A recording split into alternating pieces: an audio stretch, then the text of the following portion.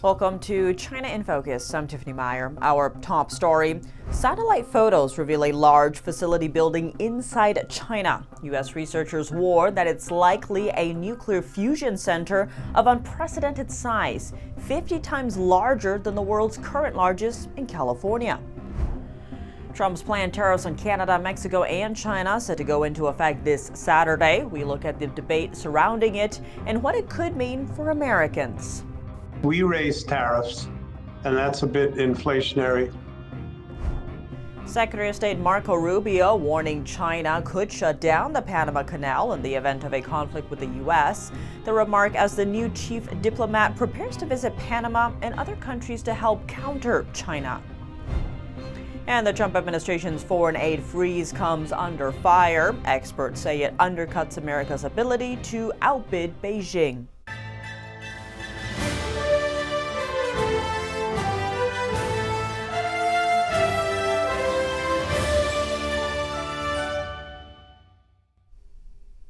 Analysts warn China could be building the world's largest ever nuclear fusion research center. That's based on a recent satellite image revealing a major construction project is in the works in southwest China. Decker Evleth is a researcher at the Center for Naval Analysis. He explained why the Chinese construction site appears to be a large laser-ignited fusion research center. Zooming in on the satellite photo, the four outlying arms of the structure look like those that are designed to hold laser bays. When the lasers fuse together, they produce massive amounts of power. The center of the facility appears to house a target chamber, which collects the power the four bays generated. Evleth estimates the Chinese facility is about 50% larger than the one in Northern California, the world's current largest. Having a facility of this scale could help China design more nuclear weapons and have more power generated. It's also worth noting that developing artificial intelligence models consumes a lot of power. And the high-tech sector has become the major battlefield between Washington and Beijing. Designing more nuclear weapons would go against President Trump's recent proposal to denuclearize. Here's what he said about his plans in a Fox News interview. Watch. I was dealing at the very end, I was dealing with Putin about the denuclearization of Russia and the United States. And then we were going to bring China along on that one because they have much less than we do. China, believe it or not, is much less. They will have an equal amount in 5 years, 6 years. You know, they're trying to get there, unfortunately. But right now they have much less in terms of nuclear. China has not made an official statement addressing the large construction site or its purpose. The country's foreign ministry told media that it would transfer the question to the related department. What's more, a nuclear policy analyst is concerned that having a facility like this would allow China to get around a ban on nuclear weapons testing. Both the U.S. and China have signed a test ban, but a facility like this could be used to design and research nuclear weapons. Big tariffs are expected from the White House this weekend. President Trump is targeting Mexico and Canada and China. Supporters say it will advance American interests, while opponents say it will raise the cost of goods. NTD's Melina Weiskup has the details. A controversial campaign promise soon to become reality. Trump is planning to place 25% tariffs on Canada and Mexico this Saturday. The president in the Oval Office yesterday told reporters why. Number one is the people that have poured into our country so horribly and so much. Number two are the drugs, fentanyl, and everything else that have come into the country. And number three are the massive subsidies that we're giving to Canada and to Mexico in the form of deficits. He added that the tariffs may or may not rise over time. China is also expected to meet with a 10% tariff. Some warn this tariffs hike would raise costs for Americans. Car prices could especially rise since GM, Ford, and Stellantis have plants in Mexico and Canada. We raise tariffs, and that's a bit inflationary. Other countries may raise their tariffs, and to the extent we keep importing from them, that's also inflationary. A claim that Trump's nominee for Commerce Secretary brushed aside earlier this week. A particular product's price may go up, but all of them, this is not inflationary. We need that disrespect to end. And I think tariffs are a way to create reciprocity, to be treated fairly, to be treated appropriately, and I think it will help our farmers, our ranchers, and our fishermen to flourish. Trump said the impacts from the tariffs will be made up very quickly because he says we don't need the products that they have. The U.S. imports a great deal of its fresh vegetables, baked goods, and other food items from Canada and Mexico. Reporting from Washington, D.C., Melina Weiskup, NTD News. Some are concerned that President Trump's tariffs on Canada, Mexico, and China could spark a trade war or even lead to actual kinetic wars. We spoke with retired Marine Colonel Grant Newsham for his take. He's a senior fellow at the Center for Security Policy and the author of When China Attacks. Let's dive in. Grant Newsham, thank you so much for joining us. Great to have you back on the show. I'm glad to be here. Now, right now, a lot of focus is on President Trump's tariffs. You know, there's, of course, the ones he announced on communist China. Initially 60%. Now he's threatening 10% or 100% if, TikTok doesn't give half of its ownership to a U.S. company. He's also threatening normally seen as friendly countries like Mexico and Canada, where a lot of Chinese goods are going through, saying he's going to slap 25% tariff on that. Now, some are looking at this and saying, could this quote unquote trade war lead to eventually actual kinetic wars where countries need to bolster their own economies by that industrial base? What are your views on the tariff and geopolitical sphere? Well, I understand the use of tariffs, and I think it is something to consider. One thing that I think the administration should think very carefully about is applying tariffs on countries that are friends of ours. There should be some benefit to being a friend of the United States, and it isn't going to be received well when they're getting treated like the countries that are our enemies. So if you get a certain tariff applied to China, and you're a country that's been a good ally of America for a long time, despite whatever frictions you have, and you get treated the same way, well, you start to think, well, what's the advantage here? And you can use tariffs or the lack of them actually to build up your alliances, to demonstrate that there is some advantage to being friends of the United States. I want to zoom in on Taiwan because, that tiny little island does produce about 90% of the world's advanced semiconductors or microchips, which we need to power our modern way of life. Now, given that there's been a lot of focus on Taiwan as communist leader Xi Jinping has basically vowed to take it over by force if necessary, despite the Communist Party never having ruled Taiwan.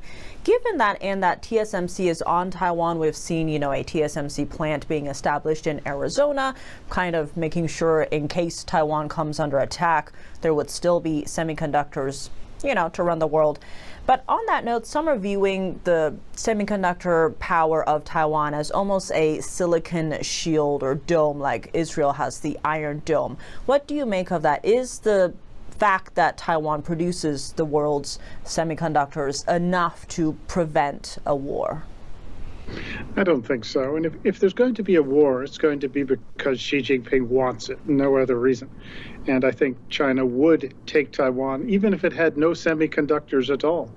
I think seizing Formosa, Taiwan, is a huge advantage operationally for their military, but also the political psychological effect of that, showing that America couldn't keep 23 million people free of Chinese communist domination. That would be priceless for the Chinese. Also, Taiwan as it exists as a democracy with lots of individual liberty is an existential threat to the Chinese Communist Party, which claims that Chinese people can only be governed with a boot on their neck. So I see the semiconductor business in Taiwan really as almost an afterthought when the Chinese look at it. I think they would be glad to destroy it, knowing that it would cause the United States and the West all sorts of problems, while China would imagine that Xi Jinping would imagine that China could absorb the punishment, absorb the discomfort from any disruption in the global chip market. So I don't think there's a silicon shield at all. A lot to unpack there. Well, Grant Newsham, thank you so much for your time. Well, thanks very much. Glad to be here. U.S. top diplomat Marco Rubio said Thursday he has zero doubt that China has a contingency plan to shut down the Panama Canal in the event of a conflict with the U.S. Rubio said the U.S. intends to address what it sees as a national security threat. The Secretary of State said a Hong Kong-based company that operates 2 ports of the canal's Atlantic and Pacific entrances is a risk to the U.S. He said they have to do whatever the Chinese regime tells them. President Trump accused Panama of breaking the promises it made for the final transfer of the canal in 1999 and of ceding its operation to China. Panama strongly denied this. Also on Thursday, Panama's president said there will be no negotiations of the canal's ownership.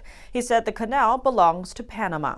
Rubio is set to kick off his first overseas trip as the Secretary of State this Saturday, with visits to Panama, El Salvador, Costa Rica, Guatemala, and the Dominican Republic. The State Department said the trip will focus on stopping illegal migration, countering China, and fighting drug trafficking. Denmark repeated Friday that it is serious about Greenland not being for sale. The message comes after Secretary of State Marco Rubio said President Trump's interest in acquiring the island was not a joke. Trump reiterated on Inauguration Day that Greenland is necessary for international security. Greenland is necessary, not for us, it's necessary for international security. You have Russian boats all over the place, you have China boats all over the place, warships. And they can't maintain it. Trump says he will make the autonomous territory of Denmark a part of the United States. He has not ruled out using military or economic power to persuade Denmark to hand it over. Rubio said yesterday that acquiring Greenland was in U.S. national interest. The island has around 57,000 residents who govern their own domestic affairs.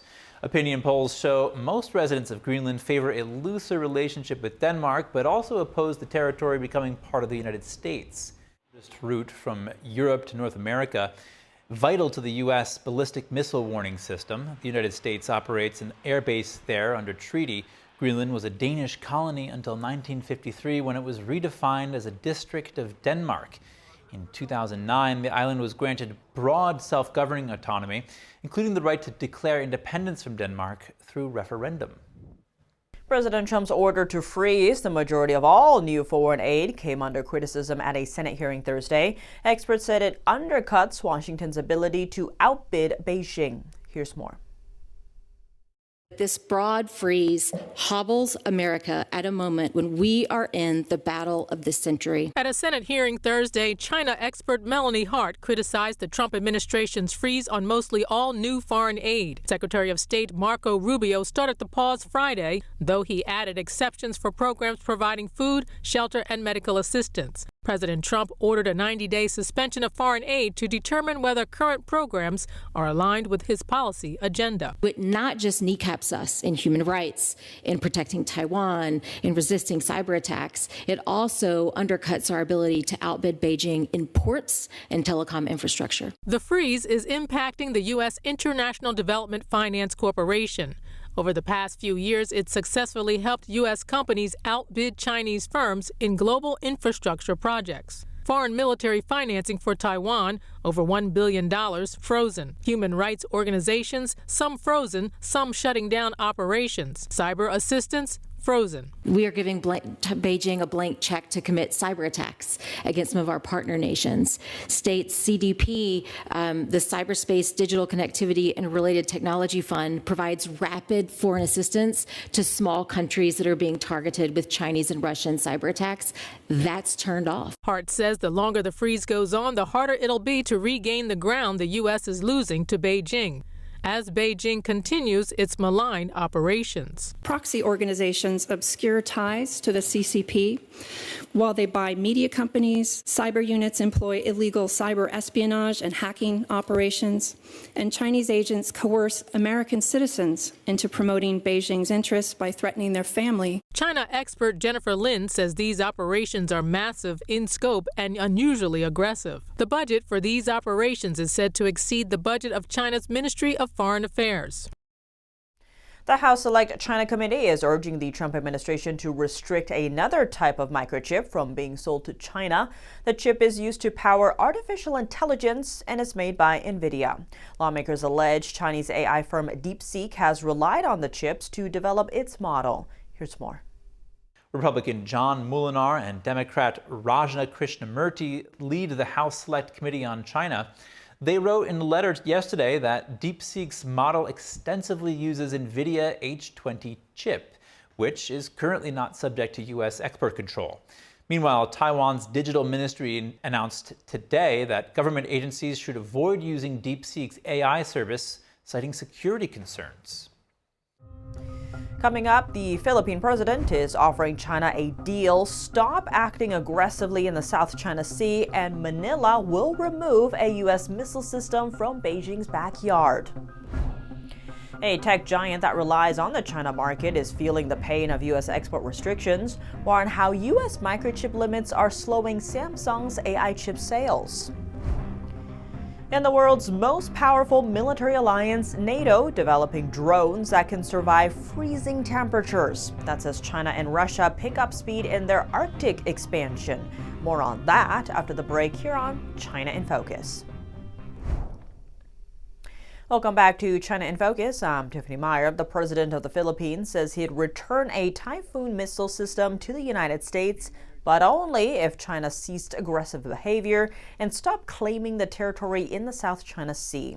Tensions between China and the Philippines have escalated in recent years. And during that time, the Philippines has shifted its ties closer to Washington.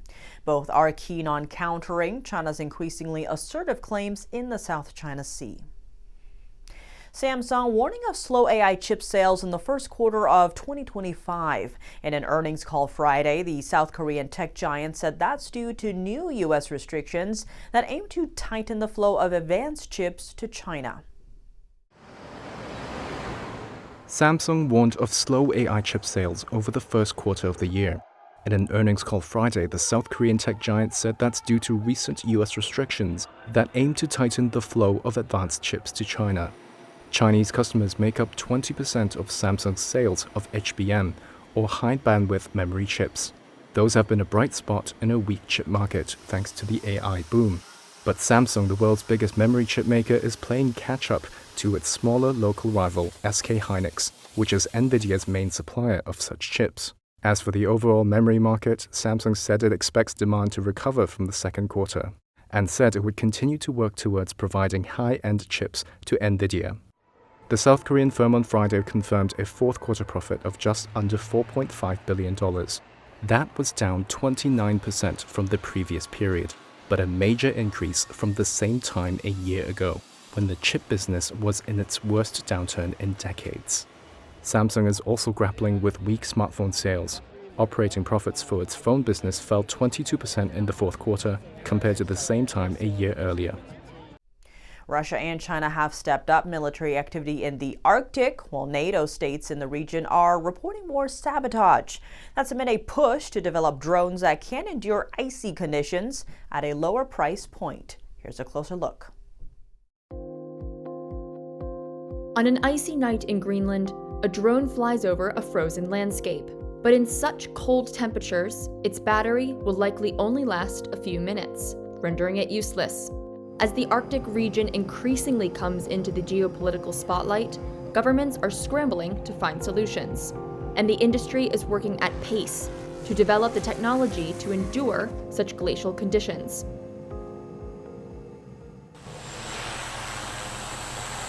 Using drones in the world's far north is problematic. Only the largest, long-range models have enough power for the anti-icing systems planes use. Cold, fog, rain, or snow can cause a malfunction or a crash in smaller models. Icing on a drone reduces the performance. It can reduce the endurance, but it can also lead to crashes. This is where aerospace aerodynamics engineer Joachim Wallisch comes in. In a wind tunnel in Finland, he's testing ways to help these vulnerable drones operate in freezing temperatures. So we hope to learn how to best design an ice protection system for a wing so that it can work on multiple different designs, that it uses as little energy as possible to remove the ice completely from the wing. Many of the cheaper models can be bought on the open market, but the Ukraine conflict has revealed their limitations in winter. Large, long-range drones that operate like airplanes can cost more than $200 million each. So, governments and large aerospace firms are turning to startups and small companies for innovative solutions, a NATO source told Reuters. So why here in particular? Well, the Arctic is a vast region where radar and satellite coverage are limited. Countries in the far north have been reporting more acts of sabotage on energy and communications lines. Russia and China have stepped up military activity in the area. And the United States sees the region as crucial for territorial defense and its early warning system against nuclear attacks. A Reuters survey of 14 companies and 6 defense ministries and armed forces in Northern Europe and America revealed a focus on procuring drones. Russia took an early lead in the race. Its military began building up a drone fleet in the Arctic in 2014 and has only advanced since then.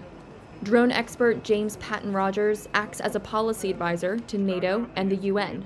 When it comes down to the more advanced medium altitude long endurance systems, due to the fact that anything that flies up that high has to sustain extreme weather conditions, then it is the West, it is the European powers and the United States that has that advantage. And that is quite clear. But due to Russian innovations with the war in Ukraine, I'd say that when it comes down to the smaller systems at the tactical level, it is likely the case that Russia has the advantage there.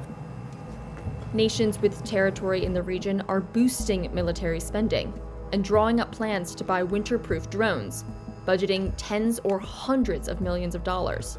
New NATO member Finland has been a first mover, using unmanned aerial vehicles to patrol its border with Russia and protect the alliance's northeastern flank.